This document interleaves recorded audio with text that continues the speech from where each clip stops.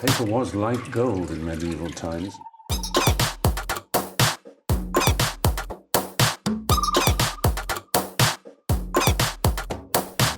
Oh, not tobacco, sugar.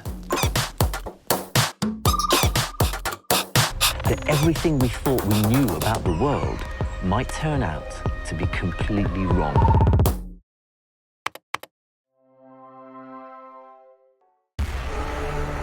What on earth is it? Never seen anything quite like that before. We didn't know what it was because it wasn't moving like an aircraft. Most UFO sightings can be dismissed pretty quickly. Others take a little bit longer, but then there's some that still, leave us scratching our heads. Something happened there. I don't know. I think it's put there for some reason, and I cannot understand what it is.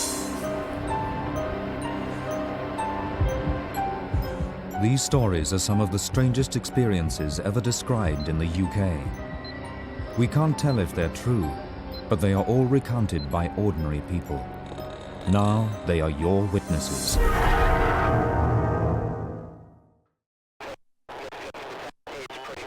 August 2000, the skies above Brighton. A strange light is encountered by a police helicopter crew.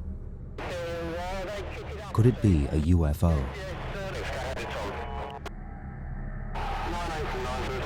My name's John Tickner.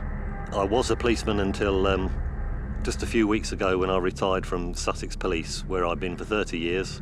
The last 12 years of my service was on the air support unit, working on the police and ambulance helicopter. As far as I remember, it was a normal day. It was a night shift that we do.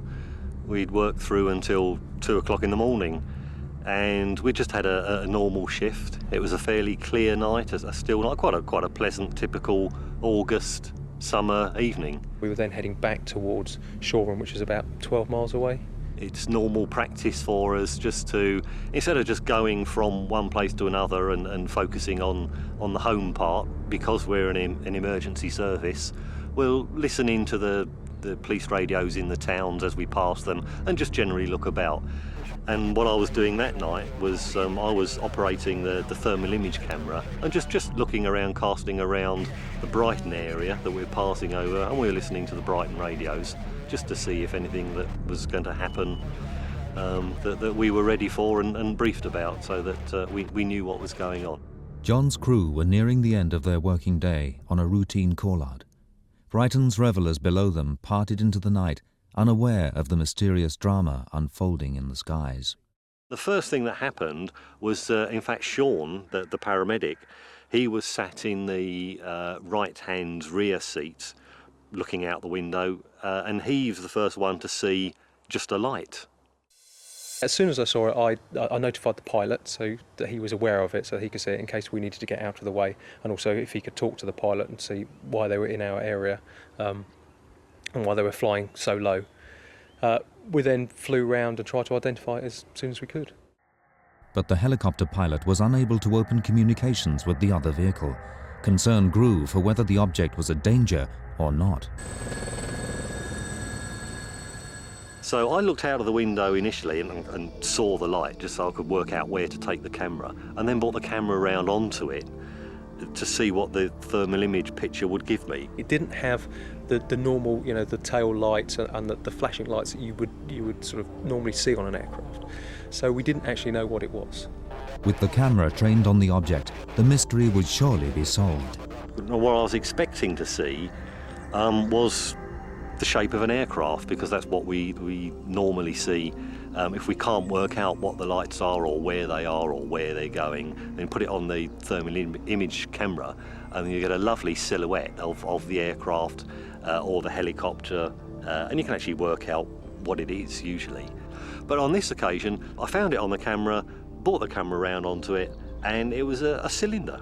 It's difficult to say how big it was. It's very difficult at night time in the dark to judge distances and size of things, and all we could see was this light, so didn't have a clue how big it was. When it's at night, you can't tell how close it is. It could be very, very close, or it could be very, very far in the distance. That's the problem with any video footage of lights at night. John's camera was now carefully tracking the object's path, giving his crew the images they needed to solve the mystery. Initially, it did give the impression of moving quite quickly and away from us. So we were kind of moving around. You can actually see that on the video footage, that it does seem to be, we do seem to be chasing it around. And that was quite odd to start with, that it gave the impression it was moving very fast. We had sight of it, and either it passed us or we passed it. It went down the starboard side of our aircraft. We were curious as to what it was, because we need to know, just on safety grounds really, what's in our airspace. It is very unusual to have anything at that particular height over Brighton, over any town or city. That's general aviation is not permitted that low. Commercial aviation is many thousands of feet higher than that. Most kites and balloons and things are well below it. It's an area where we're normally on our own at that height, so that's, I suppose, what took us a little bit by surprise. We then flew round, and it seemed to, it gave the impression of moving away from us, and it gave the impression that we were trying to have to chase round to catch it up. There may be a whole variety of reasons why a police aircraft would take an interest in something else, certainly another aircraft. Reasons that they may not make public either. The shape was something that I just wanted to try and work out what it was. Working most of the time with the thermal image camera, you like to think you get quite good. I mean, I can't tell you whether it's a Boeing 737 or an Airbus or something, but you can see very clearly, two engines and an aircraft. You can see the military helicopters that are sometimes around at low level. That's the only other thing that was going through my mind that it might have been. But you can see the shape of the helicopter, the rotors going around, the heat from the jet exhaust, all the things you could see. What I could see here was just one single light in a daylight camera and this cylinder shape in the night camera. And it's trying to put those two together just to make some logical sense of what we were seeing. We talk about credible witnesses, and one of those that you put in that category is a police officer. Not only a police officer, but in a helicopter at the time with some very good quality photographic equipment, films an anomalous object at night, both with night vision and ordinary. So that's why people become interested in it, because police officers, respected members of the community, not likely to make up stories. People are more likely to believe it because it's come from a reliable source. It was something so unique to them, when bear in mind they're in the air all the time and they're following this, that and the other, that they perceived it as being extremely strange. When you see it on the film, it looks extremely bizarre. It's an unusual shape. It quite clearly is there, and it quite clearly gets quite close to the helicopter. It was corroborated by the other people in the helicopter. It's a very puzzling case. I was very pleased in some ways to be able to record it. If you see something that's slightly different or slightly interesting, I mean, the general rule of thumb is no one believes you. And I'm probably included in that same bracket as one of life's cynics. As a policeman and as a pilot, having seen something that I found interesting and a little bit out of the ordinary, I was very pleased that at the time I was able to record it. I actually had the camera on and managed to get this little bit of footage. Photographic video testimony is no better than just ordinary eyewitness testimony. The two are combined. I mean, most photographic evidence is submitted when people say, well, I've taken this picture or I've taken this video, and they observed something thereafter. It wasn't something they were actually filming. And without question, usually this is something conventional. It's just something that's appeared on the film, a bird or a photographic fault of some kind. But the good thing about photographic evidence is you can actually put it under the microscope, so to speak. Witness testimony is fine to a point, but you can't examine it any further scientifically, whereas a film or a photograph you can. You can analyse it by computer, take it to the laboratory and so on. So it's something a little bit more tangible, which makes it that much more interesting. And hopefully will give you some more answers than just what the witness claims to have seen. John tracked the object using the sophisticated technology in the helicopter, hoping to finally identify Brighton's visitor. We've reviewed this tape many times, and it's been the subject of much discussion, even a little bit of mirth, I suppose. I'm happy in my own mind. I know what it is. When you look at footage, I'm very, very cautious to say whether something's a UFO or not as such, i.e. a genuine, supposedly ET, because it's very difficult to verify, and you should really only make informed judgments when the analysis has been made. Yet it looks very unusual, and I think in this case was treated quite rightly as an unidentified aerial object, which it was. But after investigation, it would appear now that there is a credible explanation. Initially, we got it on the infrared camera, and that you can see on the video footage, and that confused us. We didn't know what it was then, and then we managed to pick it up on the normal video camera. When you look at the film in colour rather than through the night vision, you can see it is a man-made balloon of some kind. What it does demonstrate is that people who are involved in UFO research do not accept things carte blanche. You just don't take it as read that, right, that's an alien. It's not like that at all. The close encounter between the helicopter crew and the strange craft lasted about 4 minutes, but they were still unable to solve the riddle of Brighton's alien visitor. If you see the video, you will see exactly what we saw, no more and no less. And you can make up your own mind. In my mind, it's fairly clear. I believe it's a hot air balloon or a lantern, something of that description.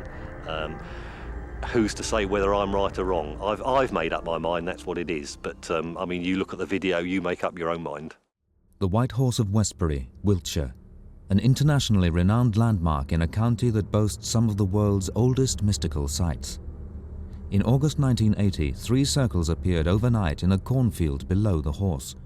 It was the beginning of a crop circle phenomenon that provoked intense media attention and a whole generation of hoaxers. Crop circles came to the fore in the early to mid-1980s when some of the national media, national newspapers picked up on them. Headlines such as E.T. Phoned Home, I think, was one of them. So it'll give you some idea of the time frame we're dealing with. And they've been a subject of hot debate ever since. Freddy Silva is a respected researcher into crop circles. Through scientific investigation, he has developed plausible theories of some mind-boggling concepts. Wiltshire has a very interesting relationship with the crop circles, principally because of the location on the Earth. Wiltshire sits on one of the world's deepest aquifers. It's a chalk aquifer about 400 feet deep.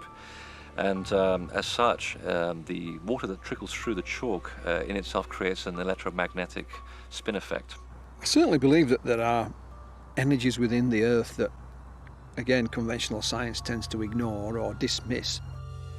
If you were to look up crop circle in a dictionary, what you probably find would be something like a perfectly incised area in wheat, rye, barley, whatever. There are areas where the plants are bent an inch above the soil, perfectly laid in waves, as if flowing water. There are genuine crop circles, but they are the simple circles rather than the hieroglyphics and heavens knows what else that we see today. In hoax crop circles, you find that the edges are imprecise, that the plants are damaged, that the plants, instead of being perfectly laid, are very waved. I don't mind if people make crop circles if they put the farmers in on it, and it allows people to analyze things from a scientific point of view. It does give us a barometer with which to judge the real phenomenon by. Because when you look at the man-made ones, you can start looking at the difference. You can start looking at the ground and saying, well, wait a minute, the lay in this particular crop circle is not the same as that one. But are crop circles all hoaxes? While there are many reported incidents of fake circles, others remain unexplained. Local shop owner Ray Barnes has taken walks through Westbury's fields every day since 1979. It was a Saturday, early in July 1981. The corn circle started by me noticing a line in the crop just this side of that hedge, and it travelled across the field. It looks, I guess, about 50 miles an hour, because it's quite wider, that field, than you think. The heads of the corn were jiggling about. They were actually moving. I mean, when you see them over a 50-yard front, it's hard to miss them. I mean, it wasn't just one or two. Everything else was perfectly still. It started at that angle and finished at that angle, so it came round on a radius. Then it just dropped to the ground and described a circle. There's only been, to my knowledge, about 80 people around the world who've seen the crop circles form in about 15 seconds. So it's good, because now it gives us some kind of a base at which to establish what's happening here. There was no bounce back of the corn heads as it would when a tractor passed it. That was one of the things that surprised me at the time, actually. In Ray's case, where he sees the invisible line snaking across the crop and then laying the crop down in 4 seconds, seems to actually correlate to what's happening on the ground. And again, it also is interesting in that his description of the laying down method, where there's no spring back, means that there's no damage either. And this is what we're finding and relating it to the physical evidence. So I find his case is very, very compelling. I think Ray's account is unique in my understanding. I've not heard that type of description before. The other eyewitnesses to crop circles forming has been, more or less just a puff of wind and a few bits of the corn into the air, and that's it. It's there. It happens very, very quickly. Had Ray's sighting been by chance, or had he been chosen to witness the rare phenomenon? Why he saw it is unknown, but what he witnessed in 1981 was merely the beginning of his strange relationship with that field. I saw two combine harvesters, and I looked up and decided that in 20 minutes they would finish the field, because they were working together and working into the middle. I walked 10 feet, looked up, and they'd packed up, they'd finished. And there was no way they could have combined those last few rows. The roots in plants are supposed to be geotropic. In other words, they move downwards to face the actual point of gravity in the earth, which is right at the center. Now, in crop circles, what we're beginning to find is that the roots are actually not growing downwards, they're actually growing horizontally. So which means that something must have happened here which has altered the actual root structure in a very, very short space of time, which has allowed them to move. Now, time, as physics knows, is something that's related to our gravitational field. If you alter the gravitational field of the Earth, then obviously time has to be affected in some way. A couple of scientists took clocks, digital clocks, into a crop circle. One was in the crop circle, one was far away back at home, timed to the same moment, and when they put the two clocks back together, found that 20 minutes had been missing. So clearly there's something going on here. At the start of the 1990s, that same field of corn once again disturbed Ray's peaceful walks. It appeared to have many more secrets to share. I came down here and looked across this field, and it was full of billowing brown smoke from a heath fire down in Dorset. And when it reached this point here, it was held by a wall, by what appeared to be a wall. And over the other side, it was perfectly clear, and you could see the sky and clouds and everything through it. But on this side, you couldn't even see the sky through the thick brown smoke. The smoke just seems to hit this invisible wall, so it actually delineates this invisible tube of energy. Again, this tube has actually been photographed, so we know it's there. We know that pilots go across these tubes of energy and their equipment fails, so we know it's there. Around this time, Ray Barnes was contacted by Colin Bloy. Colin studied the practices of divining and had read about Ray's original crop circle sighting because of his interest in the area. He too witnessed the events in the field. Certainly we were able to establish that there were energies in that place which were disturbing normal phenomenon, like shadows, like light, like time. Ray took this photo in the summer of 1990. He had become unsettled once again by what he saw in the field. I noticed that the tree shadows laying across the field where the first corn circle had formed were in fact converging. They weren't parallel. This tree here had a shadow which laid that way across the field. And those two trees up there, their shadows laid this way across the field. the shadows of the trees, instead of being parallel, were all converging on the point of the circle, which is very odd. It can only happen when the energy is a bit strange. I stopped several people. I said, what do you think of those shadows over there? And they said, they're not right, are they? They're not right. I cannot understand what it is. I cannot understand what causes the shadows to go one way one side of the wall and the other way the other side of the wall. These are all things that perhaps indicate an alteration of the local gravitational field. An invisible wall, converging shadows, the desynchronization of time, and the formation of a crop circle. These events were all beyond obvious explanation, but seemed to be connected. I had come down and I'd actually gone up to photograph the trees on this side of the field to see if the shadows were straight. And then I spotted this corn circle. The main circle was clockwise, and the two on the right-hand side were also clockwise. Now, when that began to sprout again, which was several months later, 3-4 months later, all the clockwise circles were filled with a yellow, rank grass, you know, like the sort of stuff you see growing on the seashore. But the fourth circle, which had gone the other way, anti-clockwise, that was filled with a lush green growth. Over the years, we've had many theories as to what is causing crop circles, and a lot of them are very plausible. A lot of them were very implausible at the beginning because we didn't know much at the time, and now we do. For example, we started off with things like the weather theory, the plasma vortex theory, part of which I think to be true. I don't have any theories about the ball at all. I think it's connected with the circles.